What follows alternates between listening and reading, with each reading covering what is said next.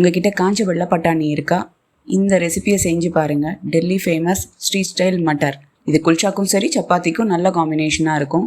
First வெள்ளை பட்டாணி காஞ்சது 1 tumbler அளவுக்கு ஒரு கிண்ணத்தில் சேர்த்துருவோம். இதுக்கு தண்ணி விட்டு 8 மணி நேரம் ஊற வச்சுட்டுலாம். 8 மணி நேரத்துக்கு அப்புறம் நல்லா ஊறி வந்துடுத்து. இதை எடுத்துகிட்டு வாஷ் பண்ணதுக்கப்புறம் தண்ணியெல்லாம் வடிச்சிட்டு குக்கரில் சேர்த்துன்றலாம். இதுக்கு முழுகிற அளவுக்கு தண்ணி விட்டுப்போம். மஞ்சள் பொடி 1/4 ஸ்பூன், உப்பு 1/2 ஸ்பூன் அளவுக்கு சேர்த்துண்டு இது எல்லாத்தையும் நல்லா கலந்து விட்டு அடுப்பில் ஏற்றி ஒரு கொதி வந்ததுக்கப்புறம் குக்கரை மூடி 5 விசில் லோ ஃப்ளேமில் வேக வச்சு எடுத்துக்கலாம். 5 விசில் எடுத்து அடுப்பு ஆஃப் பண்ணிடலாம். ஆறுனதுக்கப்புறம் ஓப்பன் பண்ணால் பர்ஃபெக்டாக வெந்திருக்கு. இதை ஒரு கிண்ணத்தில் ட்ரான்ஸ்ஃபர் பண்ணிடுவோம். ஒரு வெங்காயம், ஒரு தக்காளி, ஒரு பச்சை மிளகா, கொஞ்சோண்டு கொத்தமல்லி தழைகளை சேர்த்துருவோம். 1/2 ஸ்பூன் உப்பு, 3/4 ஸ்பூன் மிளகாய் பொடி, 1/4 ஸ்பூனுக்கு மிளகு பொடி, ட்ரையாக சீரகத்தை வறுத்து பொடிச்சது தான் 1/2 ஸ்பூன் சேர்த்துக்கலாம்.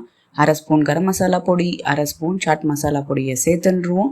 புளி தண்ணி கொஞ்சமாக விட்டுப்போம். எல்லாத்தையும் நல்லா கலந்து விட்டுருவோம். இப்போ அடுப்பில் கடாய் வச்சுட்டு 1 ஸ்பூன் அளவுக்கு பட்டரை சேர்த்துருவோம்.